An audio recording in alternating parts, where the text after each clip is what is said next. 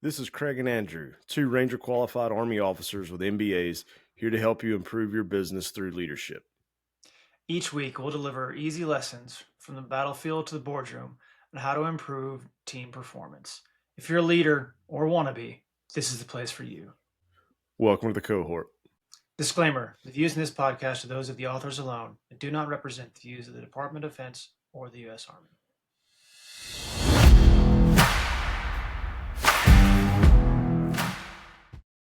Hey, good morning, everybody. Welcome to another episode. Good morning, everyone. This morning, we're going to talk a little bit about performance improvement coaching and what those conversations look like. Because as leaders, a lot of times we have to help our team, whether they're struggling with a particular skill set or maybe they've just, been having some challenges with the standards that we're expecting out of them. Yeah, I'm glad you said standards because that's kind of really, to me, today kind of comes back to that, coming back to the standards, maintaining the standards. And this is one of the tools to do that. So I think it'd be useful because it's going to come up. You're going to have to do this. You're going to have to go over uh, you know, correcting things from time to time, and they can be difficult conversations, or they can be great conversations. But you got to do it. So Yeah, and I think that, we're dealing with humans and nobody's perfect. And so at some point along, everybody's journey, they're not going to meet every standard. There's going to be a time where maybe it's a rough day, or maybe it's just, you're trying to put somebody in a new position, new responsibilities, and they're having some challenges. And leaders are responsible for those difficult conversations. And how do we coach our team up to get them to that standard? Because it's not to put anybody down. It's not to just immediately, you don't get cut from the team the first time you miss a block, you know, but you have to have that conversation. There's accountability to that standard but how does the leader go about that conversation? And so today we're gonna share a template that we've come up with. It's just to outline, not to help people go through these, because these can, like you said, be tough conversations, yeah, and but you have to have them. This goes back to, we talked about conflict. You can't run from it. You've got to have the conversation. yeah, that's great too. You can't run from it. You gotta. Yeah. So I'm going to share our screen here, put this template up. And for those of you listening, this will be on our website under resources. If you're watching us on YouTube, you'll be able to see it. But if you're on Spotify or another platform, you can always go to our website at commandpostcohort.com. And under the resources, we've got all of our products there where you'll be able to download and use these templates that we hope you find some value in. So anytime you're looking at, having that tough conversation and bringing somebody in,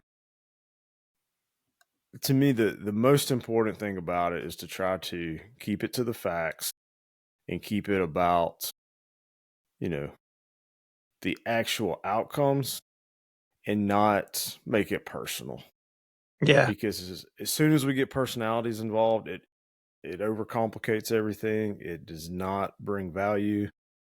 And so throughout this, to me, that's kind of a running theme, is to just make sure when you're having these conversations, it's not about, I mean, a lot of times I try to even not use names when we're talking about this. We just talk about pure performance and stay as objective as possible.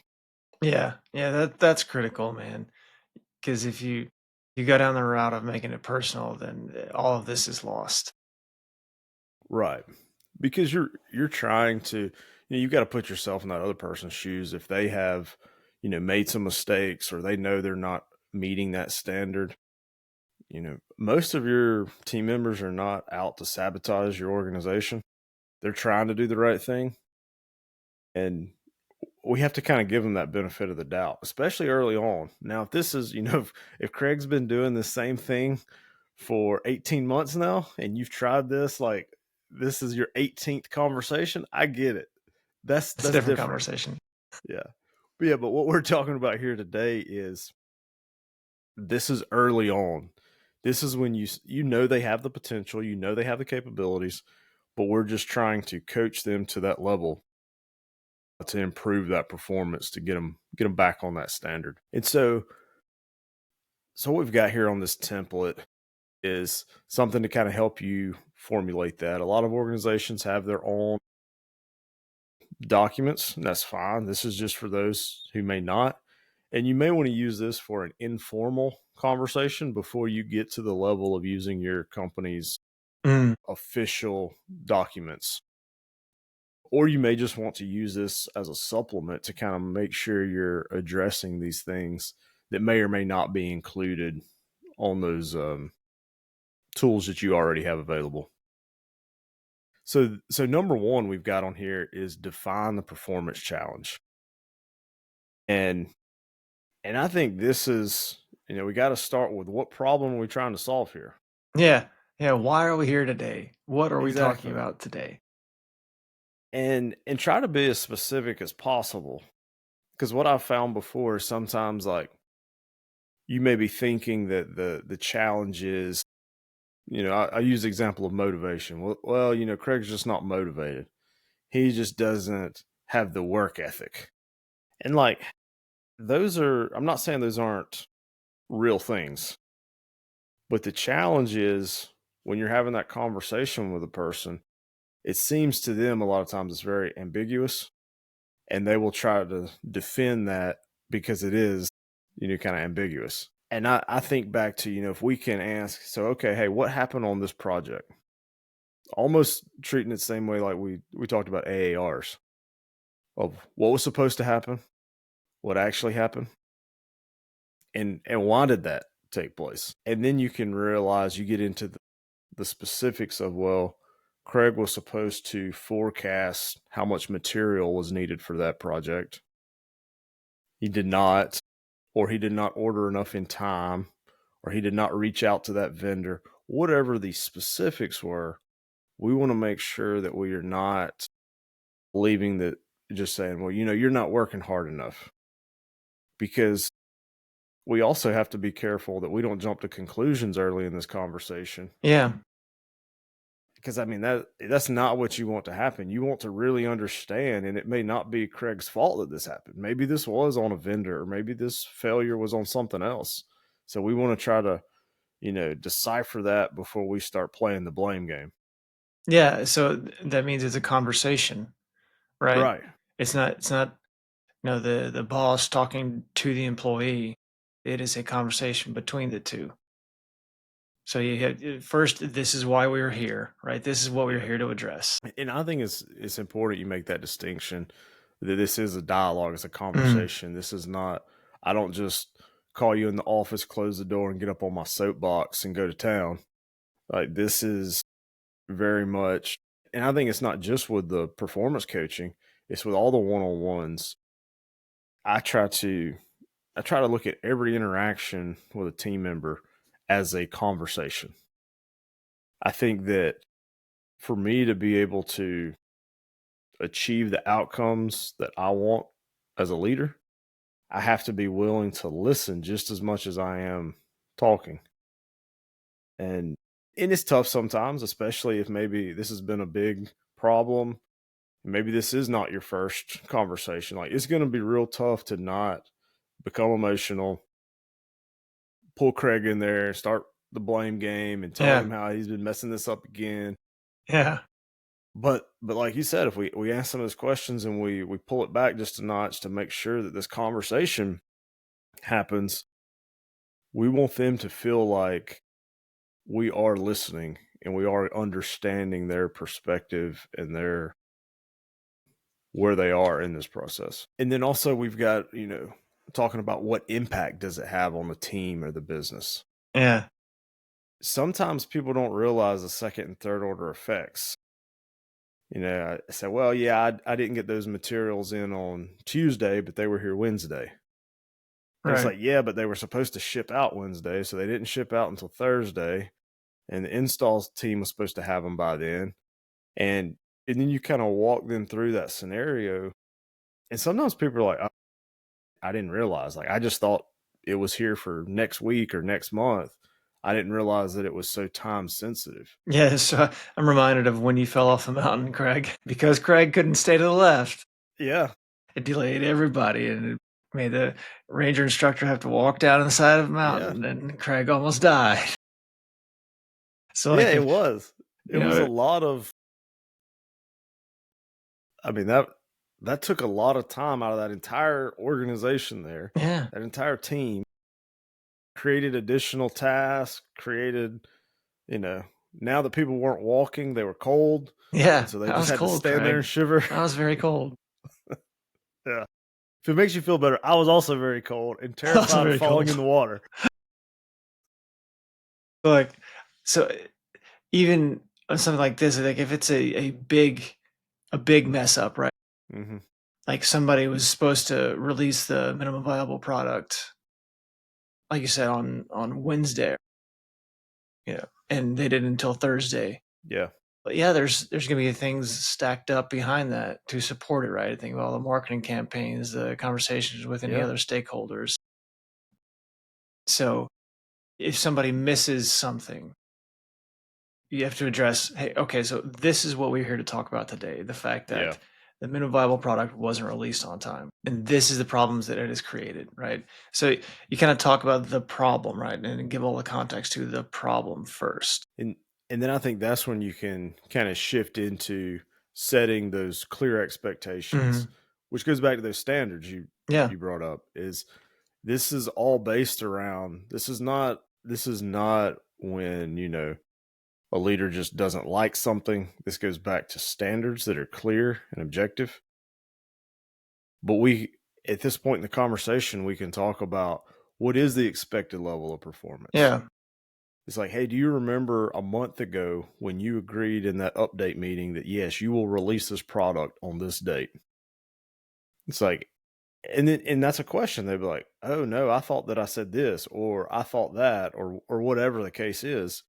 You get that buy-in from them to realize, because really it's, you want to make sure that you both agree to what the problem is. You both agree to what that expected level of performance or standard was and how you're measuring success. Because I think what metrics we're using is very important. Because if I always use the example of making nails, because if I make nails for a living and you judge me by how many nails I make, I'm probably going to make little tiny Brad nails. But if you judge me by Yeah. the weight of these nails, I'm going to make railroad spikes. So we have to be careful that there's not confusion over the metrics. That's a Like great one, point. and it could be as simple as close a business. To some people, close a business means 4 or 5 o'clock. To other people, it just means before I leave for the day. So if it happens at 8 o'clock at night, that's fine. It's before I went home and I got it done this day. And having that conversation, say, okay, how do we measure success? What are the clear expectations? And that can be a just a point to clarify, because like you said, we have to start all this process before we start telling somebody how to get better. We've got to realize what the problem is, what we're measuring here, what we're expecting, and we're basing it all. Hopefully we have done our one-on-ones, whether it be monthly or quarterly, so we kind of have a frame of reference Yeah. to go back to. Yeah. And so, yeah, talking about, things being measured, like we have the standards published. We talked about it, and we're going to measure uh, the different activities, right? Well, to provide proper feedback, we have to have that measurement, Yeah. right? So, because if we don't have that, we have no basis to say, how far off the mark they were, Right. right? So you have to have a form of measurement to really get things better. Yeah, because it can't be based off someone's opinion. Yeah. You want to have some type of benchmark that you can look at those standards and say, okay, this is what we measure, this is how we measure it, and then this is what the results were. Yeah. Yeah. Exactly. And so, and really, so in our temple here, we've got is our third step is identifying the root cause. And I think that when we're trying to identify what happened, and after as we're having this conversation, this dialogue back and forth with our team member, this is when we really kind of get at what is preventing success. Is it a skill? Is it a resource? Motivation? Is it external? And have they encountered this before? And so if the very first time there's a problem and I say, well, hey, I just don't have the resources. I'm supposed to make however many nails of whatever type, but I just didn't have the metal to do it with. Okay. But if you continue to tell me this, at some point the leader has to inspect or check and see, are those resources actually getting delivered or not? We don't want it just to be an excuse, but this goes back to trust but verify. And knowing that, okay, well, I can see here on, maybe it's on my software or on my, you know, on my fancy Gantt chart, I can see that this stuff did take place that you're saying did not. And so we have to look into it further. But I think that at a performance level, we don't want to just assume it's motivation when it's really a skill. And we don't want to assume it's a skill when it's really a resource, because we want to fix the right problem. And we don't want to come back to this. We're trying to develop this team to where we can let them run with it and do as much as they want so we can look at bigger problems. Yeah. So like you have to remember this person is already a member of the team, right? This is an employee in the company already. So we don't want to go in here into this event with a mindset that this is this is the they mess up all the time. We're gonna have to get rid of them. That this is not the way to handle that. And if you do go in there like that, and you do have the mindset that we're just gonna get rid of them. Well, now you have one less employee, right? Yeah, That you have to replace. So this is a mutually beneficial conversation, right. right? The idea is to keep this employee back on the track, right? And Hmm. so identifying that root cause is a way to help get them back on the track, going through this conversation. And to identify the root cause will hopefully prevent future problems. Yeah, I mean, because we're trying to help our team members get better, which Mm, essentially helps the team get better. Because if we can stop this individual from having these problems, more a lot of times too, you'll find that if you have a good conversation and figure out what the real problem is, you may find that it's not just one person. yeah. Yeah. Even if it's the skills, it's like, well, Craig, why you're supposed to make 10 of these widgets a day and you're only making 8. And then you realize maybe it's a resource he doesn't have, for his battery operated drill, he's only got 2 batteries when the guy next to him has 3. Seems insignificant, but maybe these 2 batteries are older, so he has to change them out more. They got to be charged. And so you realize that it has nothing to do with his motivation. He's not taking extra smoke breaks. It comes down to a battery and a tool. And so then what this helps us do is, well, we actually just hired a guy yesterday and we were just going to use some of our old tools or old equipment for him. We're probably going to run into the same problem. And so this conversation, we can actually prevent future problems if we're going about it like you said. We're coming into this trying to be a problem solver. We're not here to cast blame or be mad. We're here to solve problems.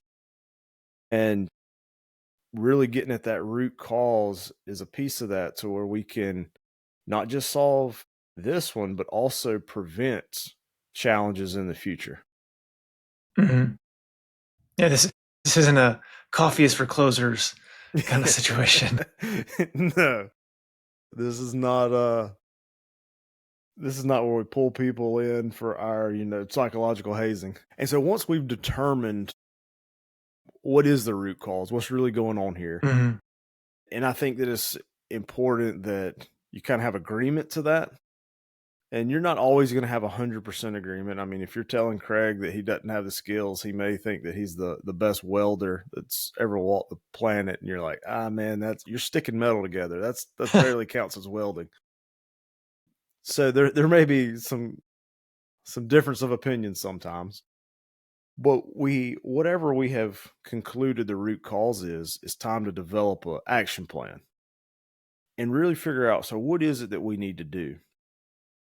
And I think the cautionary tale here is, as a leader, you can't just be like, okay, well, you need to get better at this. Yeah. We own some responsibility too. Mhm. The whole idea, the whole point is to get better, right? To make Yeah. things better. And Yeah, it's saying this is your fault, you need to get better. That's not going to help. Not helpful. no. And a lot of times too, depending on what the root cause is, they may not even be in a position to affect that. Mhm. Think back to the resources. The guy using the battery operated tools, he is probably not in a position to go buy 3 new Milwaukee batteries. Yeah. Like, it's just not his, that's not in his roles and responsibilities. And so as a leader, I may have to now source that for him. And maybe that's not even something I handle. I may have to call over to the warehouse and be like, hey, we need some more of this, or whatever our organization's process is. And so that's what I think is important about the action plan is, we gave some examples in here of what the resource needed is. Maybe if it's training. So, if I want to send somebody back to some refresher training, or they used to be on one product line and now they're doing something a little bit different. And so they used to MIG weld, now they're doing TIG welding. They hadn't done that in a while, and I want to send them through some refresher training. I may have to go to my boss and get the funding to send them to that training. Because I'm not just going to say, hey, man, you need to go get some training. Again, as a leader, I own some responsibility in helping them meet the standards because we're here to set conditions. Yeah. It's almost like you have to give them everything you can so that they're the ones that mess up. Yeah. That's not the attitude to go into this with, right? But like provide them everything you can so that, the rest is up to them. All they have to do is do the work, right? If you want to look at it that kind of way. Yeah. But you're setting the conditions for them to be successful. So Yeah. Yes. you're giving them everything that you possibly can. It's a much better way to put it, Craig. Yeah. Well, but you're right though. I mean, it is. It's essentially like, look, I've done everything except build it for you. Mhm. Like, short of me coming down there and being the manual labor, I have created this environment for you to be successful. And so I just think when we talk about the action plan, we need to consider things that, like, who owns that? What is the Yeah. responsibilities to who? And we've got in our little chart here, so who attends the training? Well, the employee has to do that. There's going to be dates involved, but we may have to then go and get that funding. We may implement a new tracking system. So who's responsible for that? Well, do they have access to that software? And then check-ins. I think it's important for us as leaders we come up with this action plan, and maybe this is okay, this is our 30-day plan to get better. Maybe it's 90-day plan to get better. Whatever it is, we don't want to wait 30 or 90 days before we revisit this conversation. I mean, I think that I a lot of times think that at least once a week, we can probably carve out 10 or 15 minutes to walk down to wherever this individual is, have a short conversation. Hey, man, how's it going? You need anything else? Is this working? Is this training good? Did you get the batteries? Like, you just got to check in and make sure that the plan is developing the way you thought it was. Yeah. This could be one of those informal meetings, right, where you have to be present as a leader. I like that example. I do want to highlight though, like each of these columns are important, right? You've got to have each one. You can't say, okay, well, clearly, you need more batteries. Okay, step 5. Well, no, okay, so Yeah. Yeah, the that's not action a step, plan. yeah. Yeah. Yeah. So the action step, we get more batteries, right? Who's going to do that? Is the employee responsible for walking down and do that? Does he have the authority, or does she have the authority? Or does the leader have to make the phone call over, or whatever it is? And when is that going to happen? Because there's a suspense to it, right? Because if you leave that open ended, problem might not get solved, right? You might go down there to talk to them in 2 or 3 days. Are we doing better here? What's how we at? Where are we at on this? He's like, well, I never got the batteries. Yeah. Well, now you just wasted 2 or 3 more days, right? Yeah, you're right. It's like the task to be accomplished is not the plan. Mm, And I think a lot of times, especially leaders are busy. And so we have this conversation, and then we look down, we're like, oh man, look how much I got to get to this other meeting. So just make sure you get some more batteries. And then, if this may be a junior employee who is not going to tell you and admit they don't know how to do that. yeah, yeah, great point. And so then they're thinking like, well, I'm gonna go ask my buddy, he'll know. Well, they go ask their buddy, and he's like, well, I don't know. So and so got me these, or these are the same ones I've been using for the year and a half I've worked here, whatever the Yeah, case is. And so you may unintentionally not fix the problem because you didn't actually talk about the plan to fix it. You talked about the desired outcome, but you didn't actually talk about the action plan and who does what and who's responsible. And not to overcomplicate it, like you got to write out a 5-page paper of who buys some batteries, but you have to say, okay, hey, you need to talk to this person to get them ordered, or I will talk to this person to get them ordered. We should anticipate them being here by this date. Like you said, there's a suspense to this stuff. We don't just leave it open because we don't know, if this is a 30-day corrective plan, but the batteries don't show up for 60 days, we're not going to know if that was actually the problem. Because sometimes when what you think is the root cause may not be. You may have to adjust this plan later on. yeah. So even if it's like a one-time event, right? Like they didn't hit release on the minimum viable product, and it came out 12 hours late, a day late, whatever it is. Okay, well, it's going to happen again at some point, right? We're Yeah, gonna have another event at some point, another release, right? Maybe a software update. So we can plan for that, right? Okay, we messed this one up. How do we make sure we don't mess up the next one, right? exactly. So it may be setting up, the timeline, and when we're agreed to it, putting a reminder in somebody's calendar, right? If that's how this employee functions. I couldn't function without alerts on my calendar, so you Yeah, know it, or maybe it's you get two people say, okay, I'm going to remind you the day before if that's what you need, right? yeah, And then the deadline to release that is like release minus 3 days. Perhaps the leader comes to the employee, says, okay, are we on track? Have you set the reminder? Right? yeah. And you don't have to be hovering over them the whole time to do that. But that can be sussed out during this conversation. hmm So And this and isn't I've just actually, for a battery ordering, a recurring thing. It can be for a one-time event yeah, because a similar event may happen in the future. yeah. And to briefly mention the like calendar reminders, I know someone who for their team they actually send out all of the basically deadlines in the format of a Outlook appointment or reminder. They Mm, schedule it as an event and they send it to their entire team so that they know that that stuff's on their calendar. And it's not to micromanage, it is so that, especially in that industry, they have some not calendar savvy individuals with Outlook. And so it is meant more as a hey, you don't have to worry about that. I've got it for you. And yeah, so they are setting the conditions for their team to be successful by just doing that small step of sending out those invites to those events to where now they know that those are on their calendar. And it's just a reminder hey, this is due tomorrow or this is due next week. Little things like that can actually be very valuable for a team. yeah. It's a form of communication, right? a Yeah. fast, quick, easy way to communicate with everybody, to make sure everybody understands that, hey, on Thursday, this is due, Yeah. right? It's right there on the calendar. And then this leads us into the fifth step we've got on this template of following up and accountability. And we've talked a little bit about, you have to review this progress.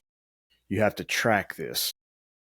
And this goes into, we've got this plan, but now how do we provide some oversight and provide some support? And again, it's not to micromanage. It is, what can I do to help you? And we're going to come in here, and whether it's we may find out that we need to relook a process internal or above us. It means I may have to go have a difficult conversation with my boss and say, hey, look, this other department's not supporting us. This is what we need to actually be able to achieve these things. And I'm going to tell my team member that and say, hey, look, I'm going to go try to figure it out from my end. But in the meantime, I need you working on this. And it may be kind of a two-pronged attack on getting some resolution. And then at the bottom here, I've got some little placeholders for signatures. And I do think it's important, whether any type of conversation that we're having where we're coming up with an action plan, I think putting those signatures on there is a good way to kind of get that buy-in of like, okay, this is what I'm responsible for, this is what you're responsible for, and we sign it. And I'm not saying this is an official contract, Yeah. but I think that it helps us maintain accountability to our standards. Yeah. And it prevents, because if you do have somebody that's problematic and this is the 18th month you've had the same conversation, and you have to really talk about, are they going to ever meet these standards, or do I need to find a new team member? And when they say, oh no, you never told me that, or Yeah. we never agreed to that, you do have some supporting documentation for that. And it's not meant to be an I got you, because I think that's the reason there's two signatures on there. I mean, I used to tell my guys, like, look, this goes both ways. This is to keep me accountable too. I'm telling you what I'm going to do to support you, and this are my expectations of how you can get better. Yeah. It is actually the physical act of signing the document, right? There's something to that that really kind of cements it in people's minds. And yeah, you're right. You can go back and look at this and say, look, this is what we agreed to. You sat here. We talked about this. You signed this. Yeah. This is what we talked about. Yeah, and there's always too, and I don't mean this to be like a finality thing. Like if something changes next week, you can have another conversation and Yeah. change your mind and be like, you know what, we got to pivot. This happened. This isn't the case. We can adjust. This is not like a final, like, I'm like, oh no, well, we signed it and it said that we were going to do it this way. Like, no, So I like, got to do it this way. yeah, we've talked about leaders can change standards. You just can't ignore them. Mm. And so going back to that, like, if the leader needs to change the standard, that's fine. That's what you're there for. You're the leader. Just gotta make sure you communicate it, right? Yeah, you got to communicate it. Like, there's more steps that, like, again, that's the outcome. There has to be a plan for how you're going to change that standard. But don't feel like you're now like, well, we signed this, we're tied to it. And it's like, no, like there's a waiver for everything. That's one thing I learned in the Army. There's a waiver for everything. It's An whose exception to signature every do I policy. need? Yeah. It's like, is it my boss, my boss's boss? It's like, how high up does it go? But at some point, there's a waiver.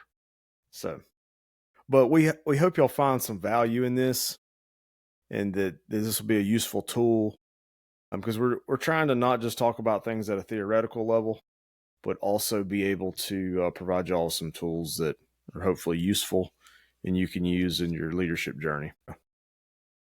All right, we appreciate y'all, and I hope y'all have a good day. Thanks, everybody. As always, take these lessons, use them, and spread them. Everyone is welcome in the cohort. Be sure to like, follow, and subscribe for more, and drop us a line at commandpostcohort.com to request a specific topic.